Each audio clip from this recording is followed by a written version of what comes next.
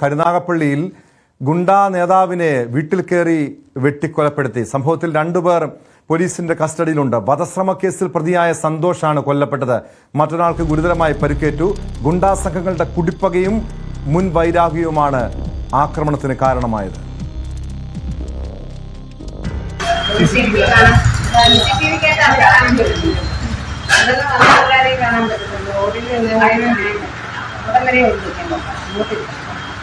സംഭവം നമുക്ക് കാണാൻ പറ്റിയത് ദുഃഖം ഉണ്ടായിരുന്നു. അപ്പോഴും കണ്ടു ഓടിച്ചെന്ന് പ്രത്യേകം മറ്റൊരു കണ്ടു.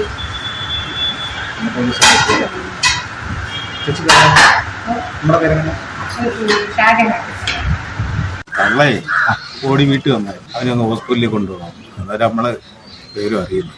ഉടനെ പോലീസിന് പോലീസ് വന്നു. നമ്മൾക്ക് ഒരാളിനൊക്കെ ചെന്ന് പിടിക്കാൻ കൊങ്ങത്തുണ്ട്. അപ്പോൾ അവര് വന്ന് അവര് ആംബുലൻസ് വിളിച്ചു. അതിനകത്ത് കൊണ്ടുപോകും. ഇവിടുന്ന് കൊണ്ടുപോകുമ്പോഴത്തേക്ക് കണക്കൊക്കെ ഉണ്ടായിരുന്നു.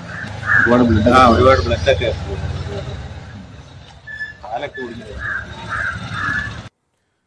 എസ് വിനീഷ് ചേരുന്നുണ്ട് കൊല്ലത്ത് നിന്ന് വിവരങ്ങളുമായി. വിനീഷ്, സ്ഫോടക വസ്തു എറിഞ്ഞ ശേഷം ഭീകരാന്തരീക്ഷം സൃഷ്ടിക്കുന്നു, പിന്നീട് സന്തോഷിനെ ആക്രമിച്ച് വെട്ടിക്കൊലപ്പെടുത്തുന്നു. എന്താണ് അതിന്റെ കാരണം? ഗുണ്ടാ കുടിപ്പകയാണോ അതോ മറ്റെന്തെങ്കിലും കാരണമുണ്ടോ? ഈ കേസിൽ പിടിയിലായ കസ്റ്റഡിയിലുള്ള 2 പ്രതികളും ഈ സന്തോഷും തമ്മിൽ എന്തെങ്കിലും മുൻവൈരാഗ്യമുള്ളതാണോ? തോമ, ഈ ഒരു സംഭവത്തിൽ പോലീസ് കൃത്യമായിട്ടുള്ള അന്വേഷണമാണ് ഇപ്പോൾ നടത്തിവരുന്നതെന്ന് തന്നെ നമുക്ക് പറയണം. ഇതിൽ പങ്കജ് എന്ന ഒരു ക്രിമിനലും അതുപോലെ തന്നെ സന്തോഷ് എന്ന ക്രിമിനലും തമ്മിലുള്ള ഒരു കുടിപ്പകയാണ് ഇത്തരത്തിലുള്ള ഒരു വലിയ രീതിയിലുള്ള ഒരു കൊലപാതകത്തിലേക്കും തുടർന്നുള്ള സംഭവ വികാസങ്ങളിലേക്കും നയിച്ചതെന്നാണ് പോലീസിന് വ്യക്തമായി തന്നെ നമുക്ക് അറിയാൻ കഴിയുന്നത്. ഇതിൽ കൊല്ലപ്പെട്ട സന്തോഷിന്റെ പേരിൽ നിരവധി ക്രിമിനൽ കേസുകൾ നിലനിൽക്കുന്നുണ്ട്. ഇന്നാണ് ഇത്തരത്തിലുള്ള ഒരു സംഭവം ഉണ്ടാകുന്നത്. കരുനാഗപ്പള്ളി സ്വദേശിയായ ഈ സന്തോഷിന്റെ വീട്ടിലാണ് ആക്രമിച്ച സംഘങ്ങൾ രാവിലെ എത്തുന്നു. അവരെ വീട്ടിലേക്ക് സ്ഫോടക വസ്തു എറിഞ്ഞ് ഭീകരാന്തരീക്ഷം സൃഷ്ടിച്ചതിന് ശേഷമാണ് വീടിനുള്ളിൽ മാരകായുധങ്ങളുമായി കടന്ന് വീടിന്റെ വാതിൽ ഉൾപ്പെടെ തകർത്താണ് ഉള്ളിൽ പ്രവേശിക്കുകയും ഈ സന്തോഷിനെ ക്രൂരമായി മർദ്ദിക്കുകയും ചെയ്തത്. FIR-ൽ തന്നെ പറയുന്നുണ്ട്. മൺവെട്ടി ഉപയോഗിച്ച് സന്തോഷിന്റെ മുറിയുടെ വാതിൽ തകർത്തു എന്ന് പറയുന്നുണ്ട്. അതുപോലെ തന്നെ ആക്രമണം നടത്തിയത് വാളും കമ്പിപ്പാരയും ഉപയോഗിച്ചാണെന്ന് വ്യക്തമായി സൂചിപ്പിക്കുന്നുണ്ട്. ഇടത് കാലിനും അതുപോലെ തന്നെ ഇടത് തോളിനും മാരകമായി മുറിവേറ്റു എന്ന് പറയുന്നുണ്ട്. അതായത് ഇടത് കാല് പൂർണ്ണമായും അടിച്ച് ചതച്ച സാഹചര്യമാണ് ഉള്ളത്. ടോം, നമ്മളിന്ന് രാവിലെ അവിടെ പോകുമ്പോൾ തന്നെ നമുക്ക് വ്യക്തമാകുന്നുണ്ട്. കാരണം ഈ സംഭവം നടന്ന മുറിക്കുള്ളിൽ രക്തം തളങ്കെട്ടി കിടക്കുന്ന സാഹചര്യമായിരുന്നു ഉണ്ടായിരുന്നത്. വീട്ടിലെ സാധനങ്ങളെല്ലാം ചിന്നിച്ച് കിടക്കുന്നുണ്ടായിരുന്നു. ഈ സംഭവം നടക്കുന്ന സമയത്ത് തന്നെ സന്തോഷിന്റെ മാതാവ് മാത്രമേ വീട്ടിലുണ്ടായിരുന്നുള്ളൂ എന്ന് പറയുന്നുണ്ട്. മാതാവിന്റെ മൊഴി കൃത്യമായി പോലീസ് രേഖപ്പെടുത്തിയിട്ടുണ്ട്. മകനെ ഉപദ്രവിക്കരുത്, മകനെ കൊല്ലരുത് എന്ന് മാതാവ് പറയുകയും ചെയ്തു എന്നാണ്. അത്തരത്തിലുള്ള മൊഴിയാണ് പോലീസിന് ലഭ്യമായിരിക്കുന്നത്. എന്തായാലും ഈ അക്രമി സംഘങ്ങൾ ഈ കൃത്യം നടത്തിയതിനു ശേഷം അവിടെ നിന്നും വളരെ പ്ലാൻഡ് ആയിട്ടാണ് അവിടെ നിന്നും അവർ സഞ്ചരിച്ച ഒരു വെള്ള ഇന്നോവ കാറിൽ അവിടെ നിന്നും വവ്വാക്കാവ് എന്ന സ്ഥലത്തേക്ക് എത്തുന്നത്. അപ്പോൾ ഈ എത്തുന്നതിന്റെ CCTV ദൃശ്യങ്ങൾ സഹിതം പോലീസ് ഇപ്പോൾ ശേഖരിച്ചിട്ടുണ്ട്. വവ്വാക്കാവിൽ എത്തിയിട്ടാണ് അവിടെ അനീർ എന്നു പേരുള്ള ഒരു യുവാവിനെ ആക്രമിക്കുന്നു, വധശ്രമം നടത്തുന്നു. അതിനുശേഷമാണ് അവിടെ നിന്നും അക്രമി സംഘങ്ങൾ രക്ഷപ്പെട്ടതെന്നാണ് പോലീസ് കൃത്യമായി അറിഞ്ഞത്. അങ്ങനെ രക്ഷപ്പെട്ടതുമായി ബന്ധപ്പെട്ടുള്ള CCTV ദൃശ്യങ്ങൾ പരിശോധിച്ച പോലീസിന് എത്താൻ കഴിഞ്ഞത് ഇവർ ഈ വാഹനം വവ്വാക്കാവിന് സമീപത്ത് ഏകദേശം ഒരു 4 കിലോമീറ്റർ ദൂരപരിധി ഈ വാഹനം ഉപേക്ഷിച്ചിട്ട് കടന്നു കളഞ്ഞ സാഹചര്യമാണ് ഉണ്ടായത്. ഇപ്പോൾ ആ വാഹനത്തെ കേന്ദ്രീകരിച്ചുള്ള അന്വേഷണം നടത്തിയപ്പോഴാണ് ഈ വാഹനത്തിന്റെ ഉടമയെ പോലീസ് കസ്റ്റഡിയിൽ എടുക്കുന്നത്. വാഹനത്തിന്റെ ഉടമ പറയുന്നത് റെന്റ് വണ്ടിയായിട്ട് തന്റെ കയ്യിൽ നിന്നും കൊണ്ടുപോയതാണ്. ശരിക്കും അത് റെന്റ് കാറിന് കൊടുക്കുന്ന വാഹനമാണെന്ന് പോലീസ് അറിയുന്നു. അത് മാത്രമേ തനിക്ക് അറിയാവൂ എന്നാണ് ഈ വാഹനത്തിന്റെ ഉടമ പോലീസിന് മൊഴി നൽകിയത്. പക്ഷേ പോലീസ് അത് പൂർണ്ണമായിട്ടും വിശ്വസിച്ചിട്ടില്ല. പക്ഷേ ഈ വാഹനം ഇവർക്ക് എടുത്തു കൊടുത്ത മറ്റൊരാളുണ്ട്. അയാളുടെ പേര് കുക്കു എന്നറിയപ്പെടുന്ന മനു എന്നാണ്. ഈ മനുവിനെ പോലീസ് കസ്റ്റഡിയിൽ എടുത്തിട്ടുണ്ട്. ഈ മനു ഈ പറയുന്ന ഈ അക്രമി സംഘങ്ങളുമായിട്ട് വലിയ സൗഹൃദമുള്ള ആളാണ് എന്നാണ് അറിയുന്നത്. അപ്പം മനുവിനെ കേന്ദ്രീകരിച്ചാണ് ഇപ്പോൾ അന്വേഷണം കൂടുതലായിട്ടും നടക്കുന്നത്. ടോം, എന്തായാലും ഈ മർദ്ദനമേറ്റ, അതായത് ഈ വെട്ടേറ്റ അനാർ എന്ന പേരുള്ള യുവാവ് ഇപ്പോൾ അതീവ ഗുരുതരാവസ്ഥയിൽ വണ്ടാനം മെഡിക്കൽ കോളേജിൽ ചികിത്സയിൽ കഴിയുന്ന ഒരു സാഹചര്യമാണുള്ളത്. അതായത് ആസൂത്രിതമായിട്ടുള്ള ആക്രമണം അങ്ങനെയല്ലേ കരുതേണ്ടത്? കാരണം സന്തോഷിനെ വെട്ടിക്കൊലപ്പെടുത്തുന്നു, സന്തോഷിന്റെ സുഹൃത്തിനെ ആക്രമിക്കുന്നു. അങ്ങനെ കൃത്യമായ പദ്ധതി ഇട്ടുകൊണ്ട് 2 പേരെയും കൊലപ്പെടുത്തുക എന്ന ഉദ്ദേശത്തോടു കൂടി തന്നെയായിരുന്നോ ഈ ഗുണ്ടാ സംഘങ്ങൾ അവിടെ എത്തിയത്?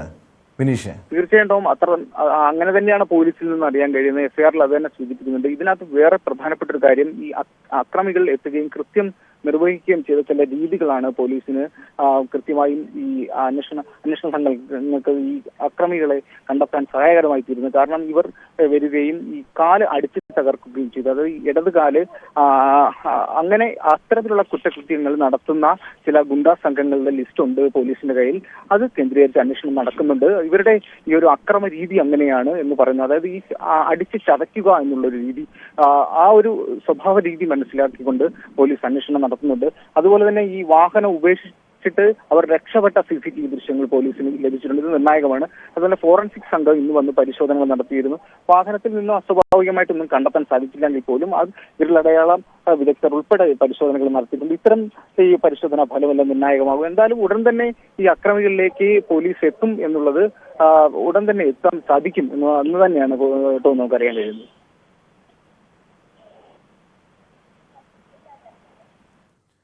യെസ്, ഇത് ഈ പ്രതികളെ കുറിച്ച് കൃത്യമായ സൂചനകൾ പോലീസിന് ലഭിച്ചിട്ടുണ്ട്. നിലവിൽ പോലീസിന്റെ കസ്റ്റഡിയിലുള്ള രണ്ടുപേരും ഈ കൃത്യത്തിൽ നേരിട്ട് പങ്കെടുത്തവരാണോ? ഈ പ്രതികൾ ഈ സ്ഥിരം കുറ്റവാളികൾ അല്ലെങ്കിൽ ഗുണ്ടാ സംഘത്തിൽപ്പെട്ടവർ തന്നെയാണെന്ന് പോലീസ് സ്ഥിരീകരിക്കുന്നുണ്ടോ വിനീഷ്? ടോം, ഈ കൃത്യത്തിൽ 4 പേരുണ്ട് എന്നുള്ളൊരു മൊഴിയാണ് പോലീസിന് ഇപ്പോൾ ലഭ്യമായിരിക്കുന്നത്. അതായത് ഈ കൃത്യം നടത്തിയിട്ട് ഇവർ രക്ഷപ്പെട്ട സമയത്ത് മുഖംമൂടി ധരിച്ചിരുന്നു എന്ന് പറയുന്നുണ്ട്. അത് കൃത്യമായി ഉള്ള മൊഴി എന്ന് പറഞ്ഞാൽ ആ കടക്കാരന്റെ മൊഴിയാണ്. ഈ അനാറിനെ ആക്രമിച്ചതിന് ശേഷമാണ് ഈ സംഘങ്ങൾ രക്ഷപ്പെട്ടതായിട്ടുള്ള CCTV ദൃശ്യം പോലീസിന് ലഭ്യമായിരിക്കുന്നത്. അപ്പോൾ ഈ മുഖംമൂടിധാരികളായ 4 പേരെന്ന് പറയുന്നുണ്ട്. അപ്പോൾ അത്തരത്തിലുള്ള അന്വേഷണം നടക്കുന്നുണ്ട്. അതുപോലെ തന്നെ ഞാൻ നേരത്തെ സൂചിപ്പിച്ചതുപോലെ ഇവർ കാർ ഉപേക്ഷിച്ച സ്ഥലത്തെ ഒരു വീട്ടിൽ നിന്നുള്ള CCTV ദൃശ്യങ്ങൾ പോലീസ് ശേഖരിച്ചു വരുന്നുണ്ട്.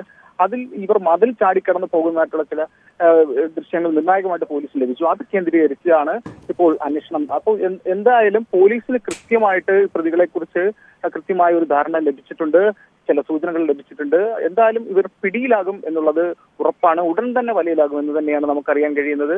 അതിൽ യാതൊരു സംശയവുമില്ല.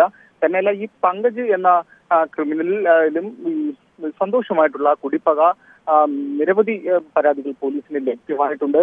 അതുപോലെ 2014 ഈ പങ്കജിനെ ആക്രമിച്ച കേസിലാണ് ഈ സന്തോഷ് ജയിലിൽ പോകുന്നതും റിമാൻഡിലാകുന്നതും.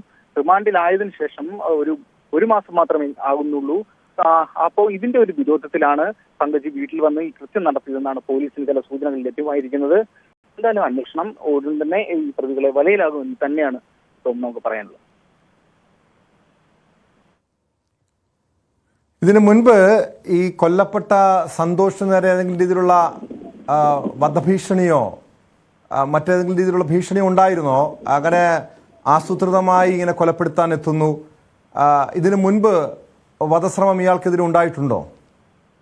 ഈ ഞാനിപ്പോ സൂചിപ്പിച്ച പോലെ 2014 ഈ സന്തോഷ് പങ്കജിനെ ആക്രമിച്ചതുമായി ബന്ധപ്പെട്ടുള്ള കേസിൽ റിമാൻഡിലാകുന്നത്. അതിനു മുന്നേ പങ്കജ് വീട്ടിലെത്തി വധഭീഷണി മുഴക്കിയ സാഹചര്യം ഉണ്ടായിട്ടുണ്ട്, വീട് കയറി ആക്രമിച്ച സാഹചര്യം ഉണ്ടായിട്ടുണ്ട് എന്നാണ് ഈ സന്തോഷിന്റെ മാതാവ് പോലീസിന് മൊഴി നൽകിയിരിക്കുന്നത്. മുൻപും ഇത്തരത്തിലുള്ള സംഭവം ആവർത്തിച്ചിട്ടുണ്ട്. ഈ ലഹരിയുമായി ബന്ധപ്പെട്ട് ചില തർക്കങ്ങൾ ഇവരുടെ ഇടയിൽ ഉണ്ടായിരുന്നു എന്ന് പറയുന്നുണ്ട്. ഇതുമായി ബന്ധപ്പെട്ട് പോലീസിന് ചില ഇൻഫർമേഷൻ കിട്ടിയതുമായി ബന്ധപ്പെട്ടുള്ള ചില കുടിപ്പകകളൊക്കെയാണ് ഇതിന്റെ പിന്നിലെന്നും അറിയാൻ കഴിയുന്നത്. കൂടുതൽ വ്യക്തത ഇതിൽ വരാനുണ്ട്. പോലീസ് അന്വേഷണം കൃത്യമായി നടത്തുന്നുണ്ട്. എന്തായാലും മുൻവൈരാഗ്യം തന്നെയാണ് ഈ ഗുണ്ടാ സംഘങ്ങൾ തമ്മിലുള്ള വലിയ രീതിയിലുള്ള കുടിപ്പക തന്നെയാണ് തുടർന്നുള്ള ഈ ഒരു കൃത്യത്തിലേക്കും വലിയ ഒരു കൊലപാതകത്തിലേക്കും നയിച്ചിരിക്കുന്നത്.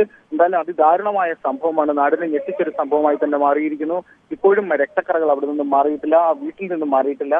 ഈ സന്തോഷ വിവാഹിതനാണ്. പക്ഷെ ഇപ്പോൾ അദ്ദേഹത്തിന്റെ ഭാര്യയും മക്കളൊന്നും ഒപ്പം താമസമല്ല എന്നും പറയുന്നുണ്ട്. ആ വീട്ടിൽ അമ്മയും മകനും മാത്രമാണ് താമസിച്ചു പോരുന്നത്.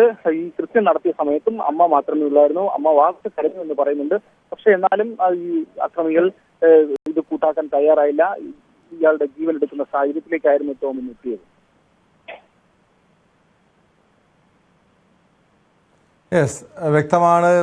വിനീഷാണ് കൊല്ലം കൊട്ടാരക്കരയിൽ നിന്നും വിവരങ്ങൾ നൽകിയത്. കൊല്ലത്താണ് ഗുണ്ടാ കുടിപ്പകയെ തുടർന്ന് യുവാവിനെ വീട്ടിൽ കയറി വെട്ടിക്കൊലപ്പെടുത്തിയത്. സ്ഫോടക വസ്തു എറിഞ്ഞ് ഭീകരാന്തരീക്ഷം സൃഷ്ടിച്ച് പിന്നീട് സന്തോഷിനെ വെട്ടിക്കൊല്ലുകയായിരുന്നു. ഇയാളുടെ സുഹൃത്തിന് നേരെയും ആക്രമണം ഉണ്ടായിട്ടുണ്ട്. കേസിൽ 2 പേർ നിലവിൽ പോലീസിന്റെ കസ്റ്റഡിയിലുണ്ട്. 4 അംഗ സംഘമാണ് ആക്രമണം നടത്തിയതെന്നാണ് പോലീസ് നൽകുന്ന വിവരങ്ങൾ. ഈ സംഘത്തെ കേന്ദ്രീകരിച്ചും പോലീസ് അന്വേഷണം ഊർജിതമാക്കിയിരിക്കുകയാണ്.